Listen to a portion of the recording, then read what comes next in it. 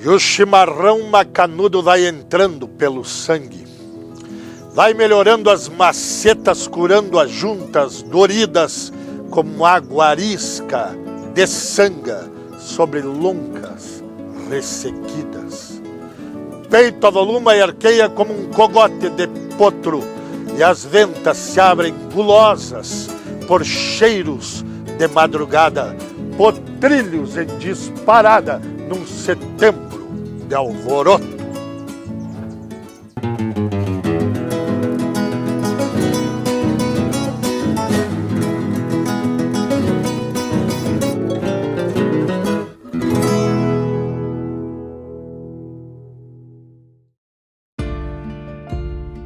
No coração do Pampa, onde o vento desenha horizontes sem fim, cada gesto tem memória e cada símbolo uma história. O gaúcho não apenas vive, ele cultua.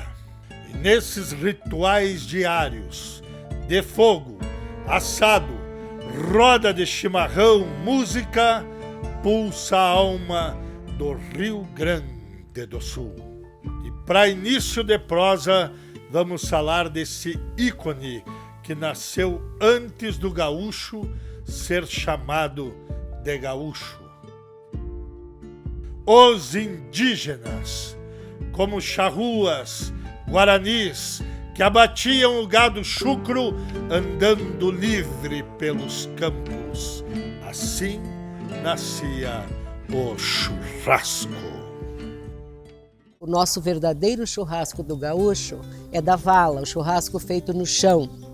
Porque o Guarani, como era seminômade, ele caçava, escolhia os melhores pedaços da carne de caça e jogava num braseiro.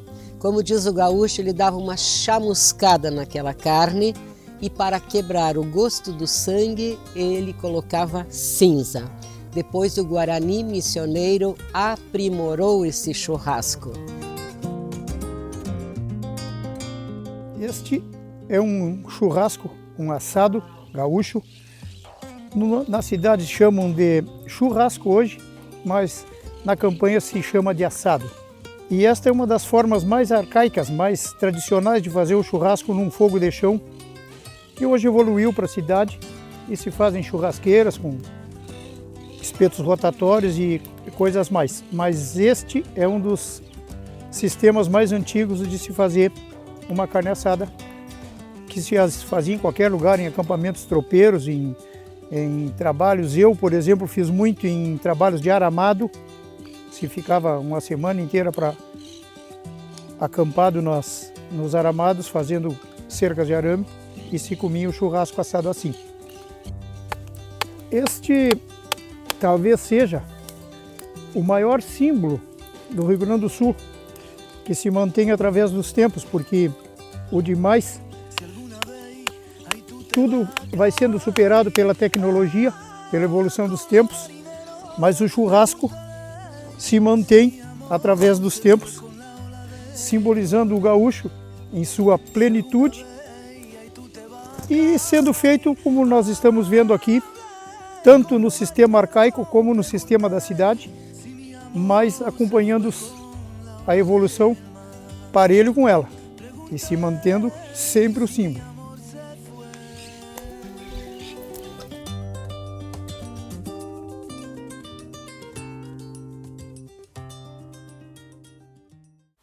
Bom, meus amigos, aqui uma peça de colchão de fora. Vamos fazer um charquezinho para demonstrar como é que é feito. Aqui, como ela é fina para cá, então eu vou charquear só essa parte aqui. Aí a gente, para pegar o sal parelho, né? A gente charqueia isso aqui. Não tem mistério nenhum o charque. O charque na verdade, é a cura do charque aqui. Ó, aí já ficou parelho, ó. Aqui que a gente chama de charquear. Agora a gente coloca o sal, pode ser sal grosso ou sal fino. O sal não precisa economizar o sal. O sal pode botar bastante sal. Isso aqui eu deixo agora ele de 2 a 3 dias numa vasilha que aí ele vai escorrer todo o líquido. E aí no terceiro dia a gente pendura ele no sol, deixa uns 2 ou 3 dias de sol, tá pronto o charque. Não tem muita ciência, né? O segredo do charque é o sal, tem que ter bastante sal.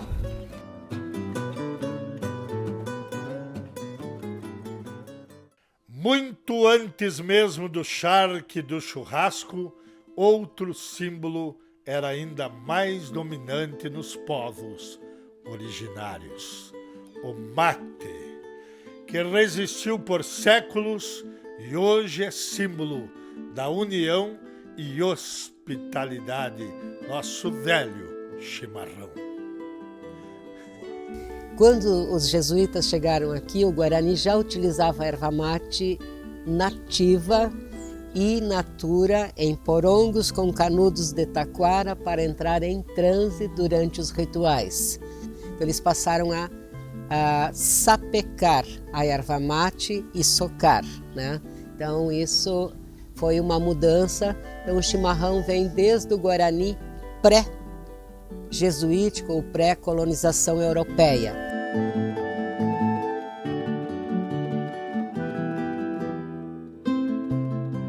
Então eles tiveram que aceitar a erva mate e no fim das contas transformaram isso num produto, né?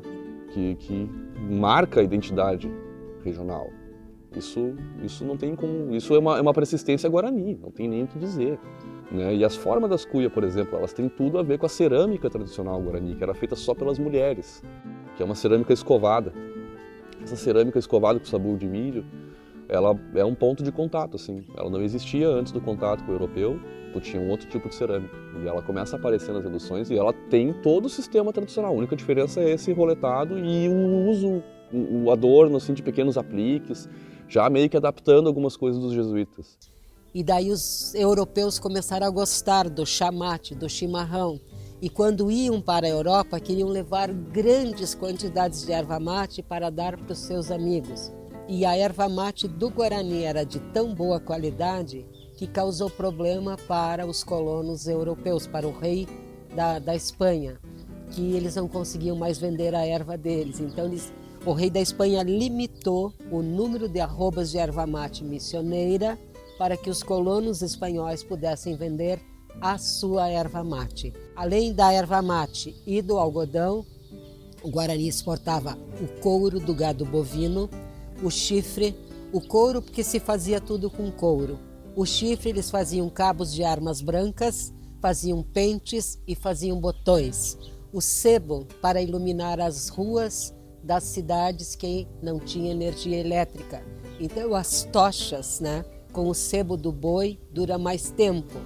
E traziam algumas armas, sal, seda para enfeitar as igrejas. A organização produtiva, e que é ela que vai motivar a colonização, é a seguinte, quer dizer, esses territórios meridionais, eles eram territórios que não tinham bens, aquilo que se chamava artigos tropicais de alto valor, aqui não era possível plantar café, não era possível plantar cana, enfim, não tinha minerais preciosos. Então elas foram ocupadas a partir do século XVIII, que é um resultado, é uma consequência da Revolução Industrial Inglesa. Por quê? Porque para o funcionamento das máquinas, né, era necessário correias de couro. Tá? E essas correias de couro, elas têm, óbvio, que uma vida útil muito pequena. Então havia uma demanda muito grande de couros. Tá? E esses couros existiam no gado chucro que havia, né, na região meridional. Bom, e aí alguém pergunta, tá, mas esse gado não é nativo, ele foi trazido, né, pelos europeus. Então, olha, o bom negócio é abater o gado para produzir couros, gado chucro, né? E aí tem uma palavra que é importante, tá? Os animais chucros, tá? Eles vão ser chamados, tá, em espanhol de cimarrão, o gado cimarrão. A palavra cimarrão em português é chimarrão, então esse gado é o gado chimarrão. Tá? O cachorro vadio, o cachorro que está no campo, também é o cachorro chimarrão. Tá? E aí vem, quando o mate amargo é que era chamado de chimarrão. que se tomava mate com açúcar, mate com leite, mate de tudo quanto é jeito. Então o mate amargo é o mate chimarrão, que passa a ser considerado uma bebida característica, né, tanto do gaúcho castelhano quanto do gaúcho daqui. Tá? Mas a expressão é uma expressão mais ampla. Tá? Então a gente pode encontrar na literatura assim, gado chucro, né, gado, e aparece essa do gado chimarrão, é importante. É cimarrão em castelhano, chimarrão em português, vai ser a tradução em português. Nessa jornada, o gaúcho contou com um aliado inseparável, um guardião, uma extensão do corpo e da alma do homem desta pampa, o cavalo crioulo, um símbolo do movimento, da liberdade e da coragem desta terra.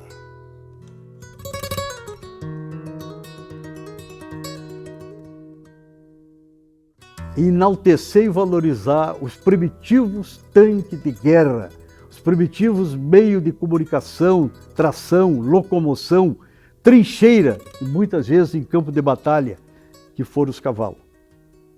A importância dessa simbiose, dessa ligação entre o cavalo e o homem, entre o homem e o cavalo. O racional nessa integração verdadeira que o homem tem com esse animal. Quer dizer, muitas vezes o cavalo é muito mais amigo do homem do que o homem dele. Porque muitas vezes ele é abatido, ele tiram cada alma de um cavalo, é um par de bota, garrão de potro, um chapéu, pança de burro.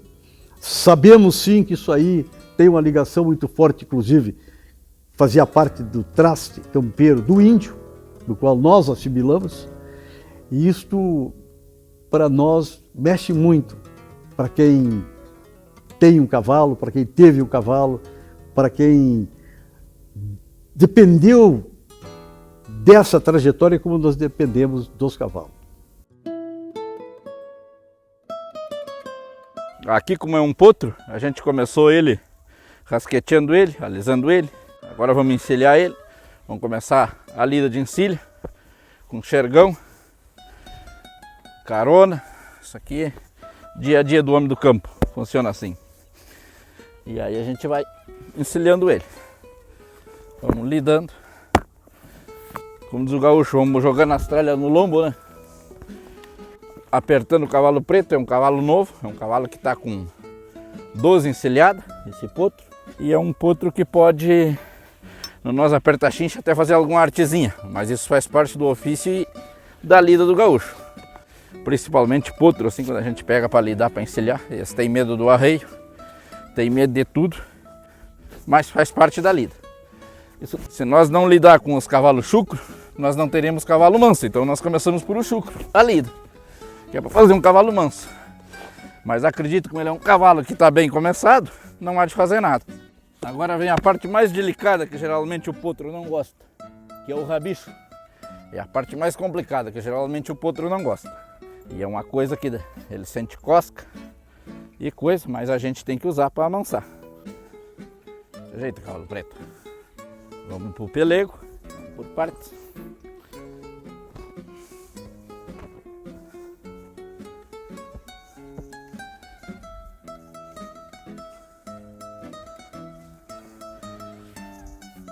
O sobrechincha. E estamos aí, com o cavalo preto já praticamente encilhado. Como é um potro, a gente vai para o bocal. É a parte mais delicada, muita gente não conhece e não sabe como funciona. Vai dentro da boca dele aqui.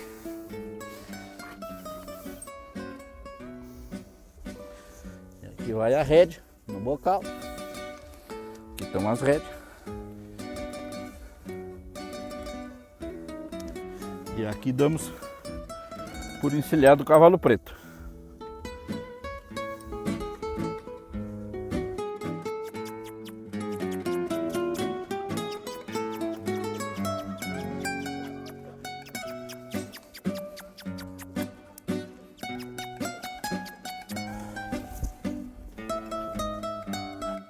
Pode ver, aqui tudo pode acontecer.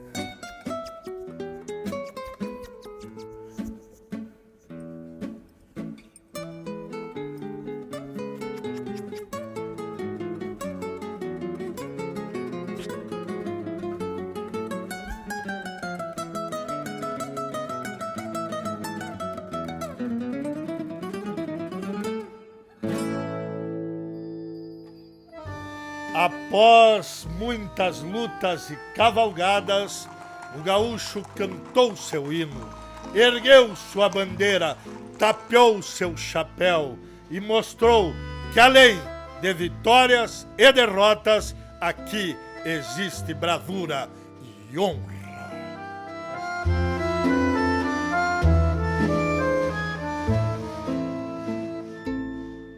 Então, o nosso hino do Rio Grande do Sul, é muito importante a gente frisar que os símbolos do Rio Grande do Sul, hoje, né, que a gente rememora esses símbolos, eles foram criados no período da Guerra dos Farrapos.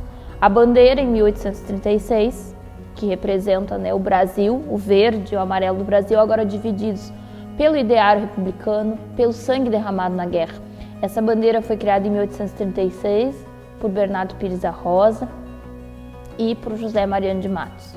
Em 1840 se cria o Brasão de Armas da República Rio-Grandense com uma série de simbologias, tanto de influência maçônica quanto da influência iluminista, né, do movimento iluminista, liberdade, igualdade, humanidade, fraternidade, que vão ser esses pilares simbólicos, né, que vão constituir a simbologia então da República Rio-Grandense.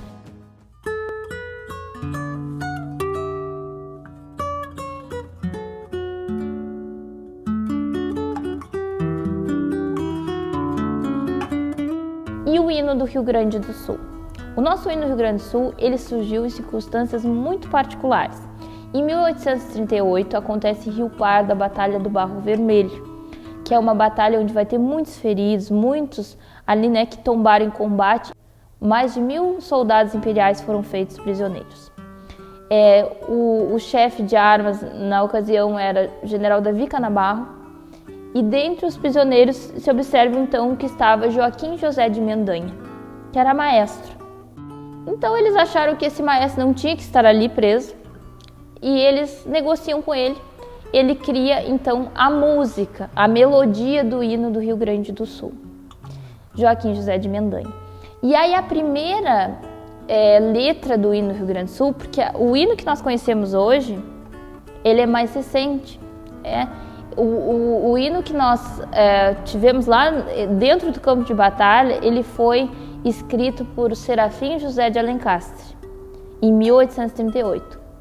E ele era uma canção à nação rio-grandense. Depois, logo em seguida, em 1839, vai ser lançada uma outra letra e ela só foi considerada válida porque ela chegou a ser divulgada no jornal O Povo da época.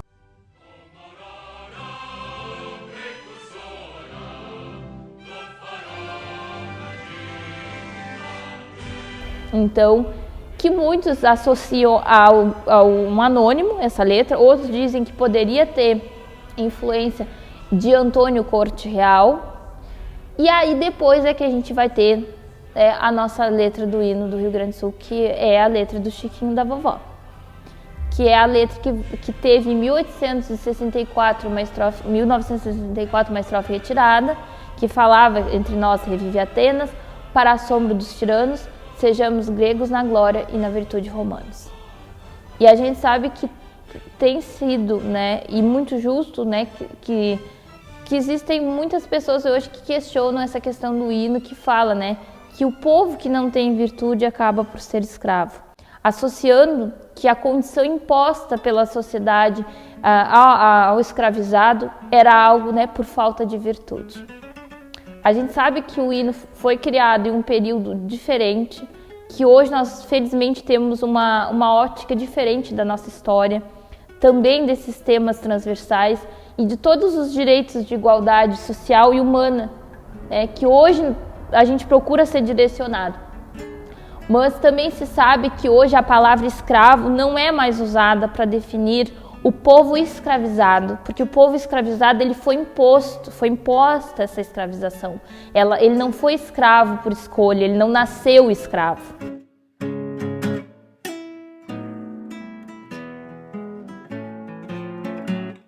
Então, dentro desse conjunto, né, tem lacunas ali históricas que acabam sendo trazidas à tona quando a gente fala que quem não tem virtude acaba por ser escravo.